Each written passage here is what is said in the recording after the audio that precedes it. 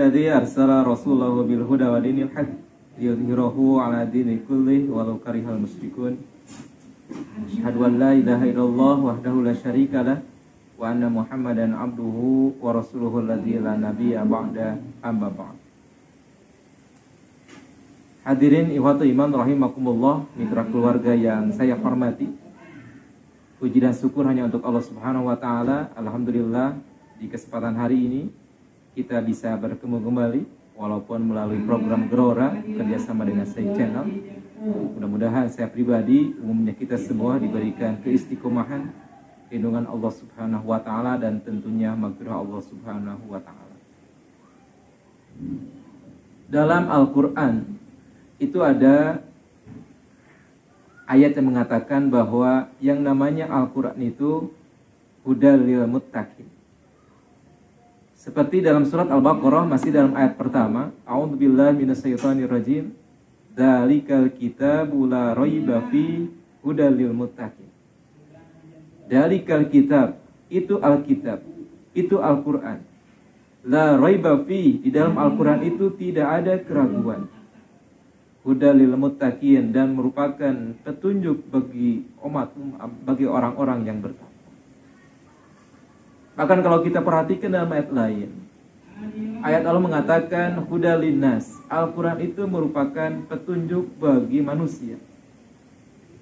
Tentunya kalau kita pahami, apalagi kalau kita ibaratkan dengan bulan yang kita laksanakan sekarang, yaitu bulan Ramadan, tentunya semangat untuk membaca Al-Quran itu sangat luar biasa. Jika kita misalkan dalam bulan Ramadan kita baca Quran hanya sesampainya saja. Biasanya kalau di kampung itu hanya membaca Al-Quran setelah maghrib. Tapi karena banyak gangguannya, mungkin sekarang membaca Al-Quran itu hanya seketemunya saja waktunya. Tapi kenyataannya kan kita banyak tidak membaca Al-Quran daripada baca Al-Quran. Tapi Alhamdulillah, dengan Allah menyempatkan atau menyediakan waktu di bulan Ramadan, maka tentunya kesempatan bagi kita untuk membaca Al-Quran lebih luas lagi. Bahkan kalau kita perhatikan ayat-ayat atau keterangan yang mengatakan pahala dari membaca Al-Quran itu luar biasa. Bahkan Rasulullah SAW mengatakan pahala Al-Quran itu membaca Al-Quran bukan pahala secara per surat. Jadi kalau kita baca satu hari misalkan 1 juz, itu bukan pahalanya 1 juz. Tapi bukan juga pahala membaca Al-Quran itu 1 surat. Tapi ternyata Rasulullah SAW menerangkan bahwa pahala membaca Al-Quran itu harfan bi harfin. Itu huruf demi huruf. Man qala alif lam mim, maka kita mendapatkan pahala itu dari alifnya, dari lamnya, dari mimnya. Jadi kalau kita membaca alif lam mim sudah 3 pahala yang kita dapatkan. Kalau kita membaca bismillahirrahmanirrahim kurang lebih ada 19 huruf yang kita baca.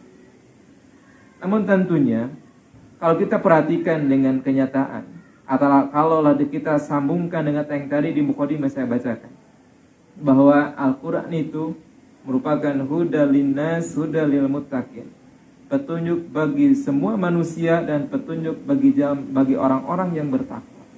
Tentunya itu akan menjadi petunjuk kalau apa yang kita baca itu dipahami. Jadi artinya kalaupun kita punya target 1 bulan itu misalkan tamat 30 juz, tapi biasanya di kita hanya membaca seperti biasa, tanpa mengartikan, tanpa menerangkan atau mengambil hikmah dari apa yang kita baca.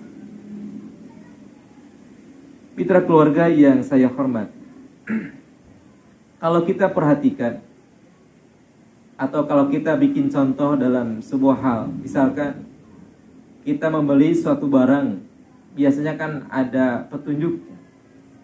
Kalau kita membeli sebuah benda elektronik, maka tentunya di barang elektronik itu ada rasa yakin buku petunjuk itu akan kita pakai.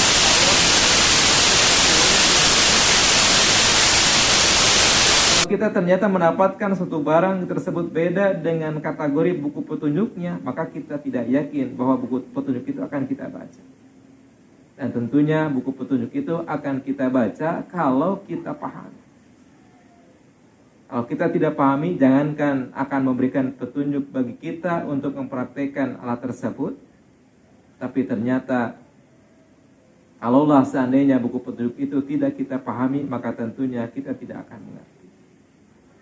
Mitra keluarga yang saya hormati, kalau kita misalkan pergi ke jalan raya, maka tentunya apa yang kita temukan di jalan raya itu akan menjadikan petunjuk.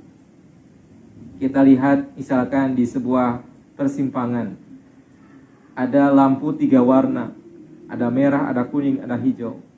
Maka tentunya dibuatnya lampu itu di sana untuk menjadikan petunjuk bagi kita. Ketika lampu hijau itu harus bagaimana, ketika lampu kuning harus bagaimana, ketika lampu merah itu harus bagaimana.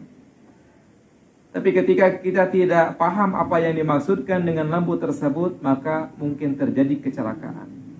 Lampu hijau yang harusnya maju, ini malah berhenti. Lampu kuning yang harusnya siap-siap untuk maju, ini malah berhenti. Maka tentunya itu akan terjadi kecelakaan bila mana walaupun aturan itu ada tapi kita tidak paham. Maka tentunya apalagi perlakuan kita terhadap Al-Qur'an yang merupakan kata Allah Subhanahu wa taala, hudal linnas lil muttaqin. Itu akan menjadi petunjuk bagi kita, petunjuk bagi orang-orang yang bertakwa.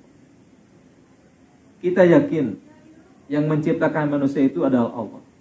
Kita yakin yang membuat Al-Quran itu adalah Allah.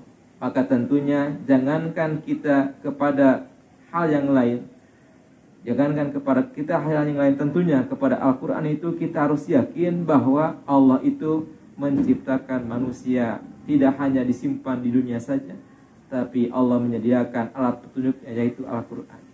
Maka barang siapa yang membaca Al-Quran, tentunya bukan hanya membaca saja. Walaupun tadi dinyatakan membaca saja itu merupakan ganjarannya berlipat ganda, apalagi di bulan Ramadan. Maka tentunya kalau kita menjadikan beberapa contoh tadi, bahwa buku petunjuk itu akan kita jadikan, akan jadi petunjuk bagi kita kalau kita paham dari apa yang ada dalam buku tersebut. Maka tentunya saya mengajak kepada semuanya, kalaulah kita ingin menjadikan Al-Quran sebagai petunjuk bagi kita, maka tidak cukup membaca Al-Quran itu hanya dengan membaca biasa. Tidak cukup kita hanya membaca tiap hari, targetnya 1 hari 1 juz jika di bulan Ramadan. Tapi ternyata kita harus mencoba yang lain, yaitu dengan mempelajari terjemahnya. Apalagi kalau kita mampu untuk mempelajari maksud dan tujuan dari apa yang kita baca. Mitra keluarga yang saya hormati, maka Rasulullah SAW bersabda dalam sebuah hadis, khairukum man ta'allamal Qur'an wa 'allama. Yang paling baik di antara kalian adalah orang yang belajar Quran dan orang yang mengajarkan Al-Quran. Tentunya ini menjadikan motivasi bagi kita semua, bahwa yang mengajarkan Quran hanya dengan sebatas kita membaca saja, tapi mengajarkan Al-Quran itu tentunya dengan makna, dengan arti dan maksud dan tujuan apa yang ada dalam Al-Quran tersebut.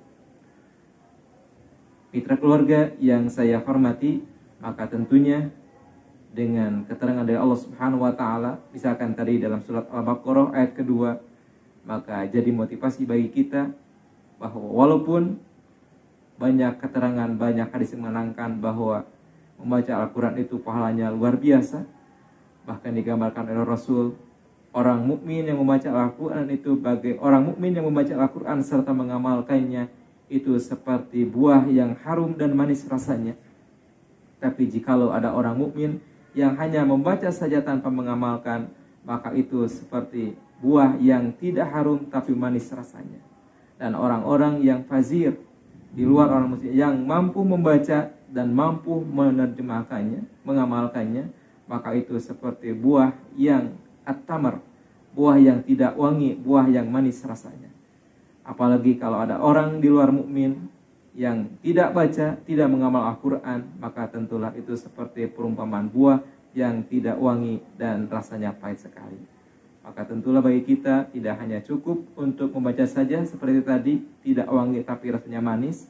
Maka kalau kita ini gambarkan oleh Rasulullah SAW seperti buah yang rasanya manis, apalagi harum tercium oleh orang lain, maka tidak hanya cukup kita hanya dengan membacanya saja, kita tingkatkan kepada tingkat selanjutnya, yaitu dengan cara menerjemahkannya.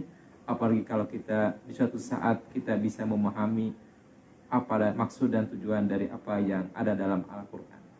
Mudah-mudahan mitra keluarga semuanya bisa meningkatkan kembali cara bacanya. Walaupun di bulan Ramadan kita hanya baca